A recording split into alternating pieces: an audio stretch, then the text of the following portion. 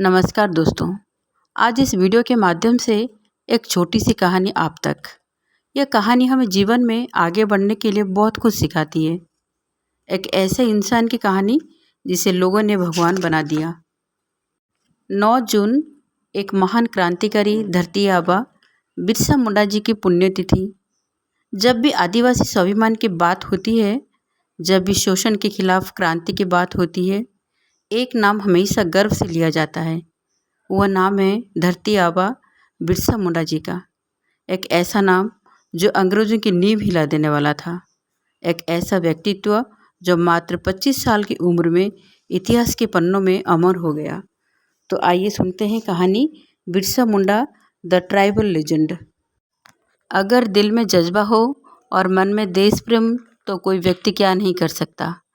यह बात लगभग 120 साल पहले आदिवासी क्षेत्र के एक 25 वर्षीय युवा ने साबित कर दिखाई। उन्होंने न सिर्फ ब्रिटिश राज की जड़ें हिला दी और लाखों लोगों के लोक नायक बन गए, बल्कि स्वराज की ऐसी अलग जगाई कि आज दुनिया के सबसे बड़े लोकतंत्र भारत की संसद में उनका चित्र बड़ी शान से लगा हुआ है। यह शहीद कोई और नहीं बल्कि धरती अब्बा और फादर ऑफ अर्थ के नाम से मशहूर क्रांतिकारी बिरसा मुंडा है। तो आइए एक्सप्लोर करते हैं बिरसा मुंडा के भगवान बिरसा मुंडा बनने के सफ़र को और जानते हैं उनके द्वारा शुरू हुए उल गुलान विद्रोह को, जिसने अंग्रेज शासन को घुटने टेकने पर मजबूर कर दिया। बात है 1888 और 79 की। चाईबासा के बुर्ज स्थित एक मिशनरी स्कूल में रोज की तरह क्लास चल रही थी। एक ईसाई शिक्षक डॉक्टर नॉटर वहाँ की एक जनजाति मुंडा के लिए बार बार अपमानजनक शब्दों का उपयोग कर रहे थे। तब एक छात्र ने डॉक्टर नॉटर की कही गई बातों का कड़ा विरोध किया, जिसके परिणाम में उस छात्र को स्कूल से निकाल दिया गया। उस छात्र का नाम था बिरसा मुंडा, जो खुद भी उसी जनजाति से थे जो आज भी झारखंड के छोटा नागपुर पठार क्षेत्र में बड़ी संख्या में रहती है। पर यह बात यहीं पर ख़त्म नहीं हुई।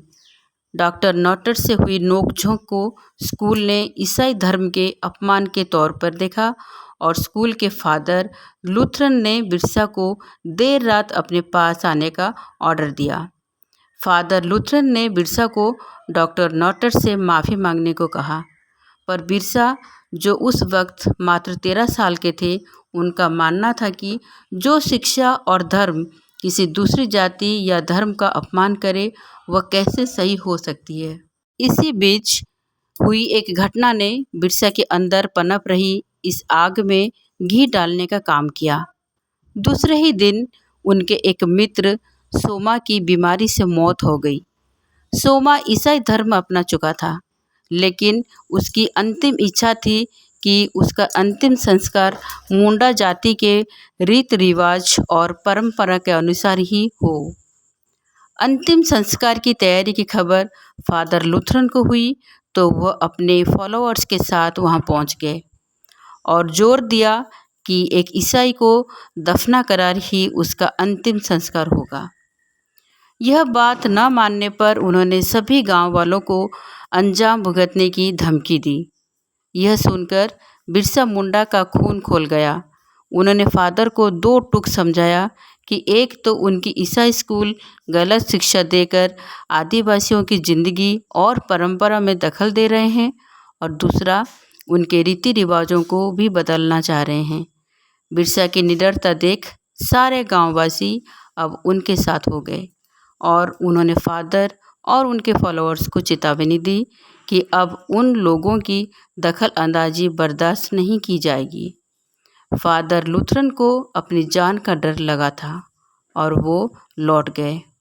मुंडा जानते थे ये जीत बहुत छोटी है और इस घटना के बाद उनका जीवन संघर्ष और कठिनाइयों वाला होने वाला है।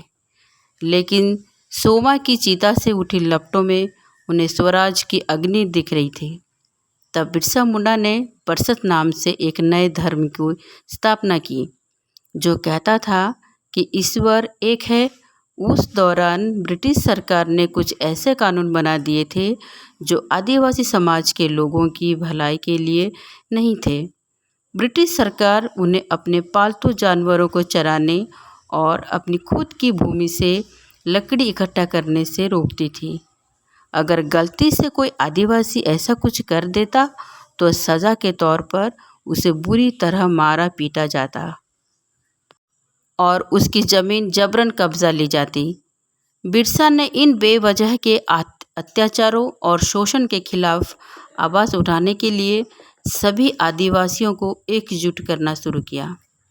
इसका नतीजा ये हुआ कि बिरसा अपनी लोकप्रियता के चरम पर पहुंच गए और मुंडा के लोगों ने उन्हें धरती के अब्बा या पृथ्वी के पिता की उपाधि देकर सम्मानित किया।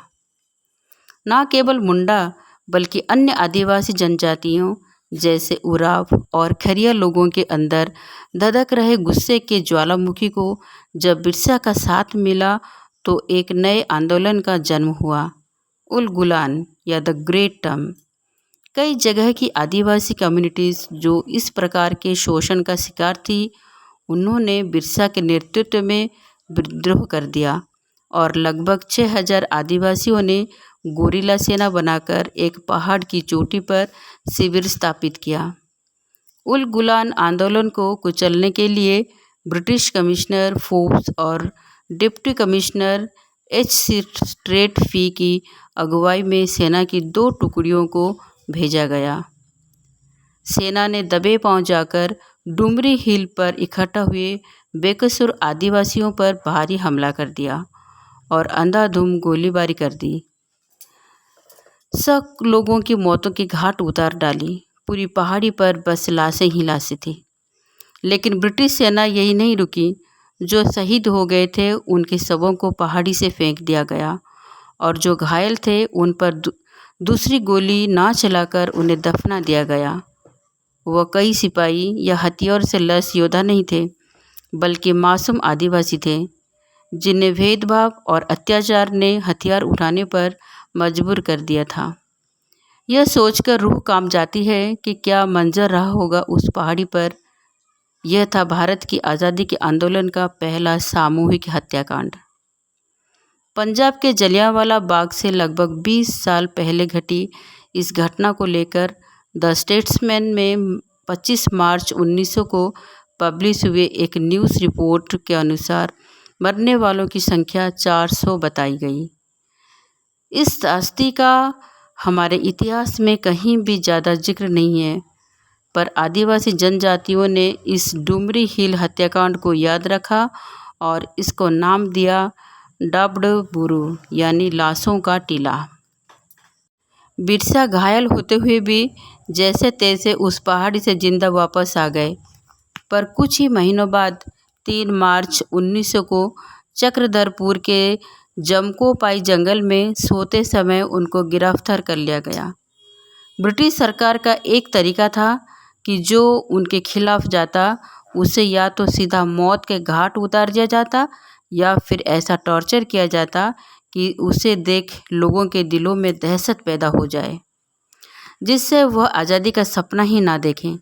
इसलिए बिरसा के हाथ पैर बेड़ियों में जकड़कर उन्हें सारी जनता के सामने से ले जाया गया। लेकिन पगड़ी धोती पहने हुए बिरसा के चेहरे पर सिकन तक नहीं थी और चाल तब भी ऐसे जैसे जंगल का शेर चल रहा हो। उस पूरे रास्ते जब वह गुजर रहे थे तो महिलाएं रो रो कर विलाप कर रही थी और आसमान की ओर देख रही थी, मानो भगवान से शिकायत कर रही हो कि उनके देवता के साथ ऐसा क्यों किया। उनकी एकमात्र आशा उनका ईश्वर छिना जा रहा था, लेकिन धरती के अब्बा बेफिक्र थे।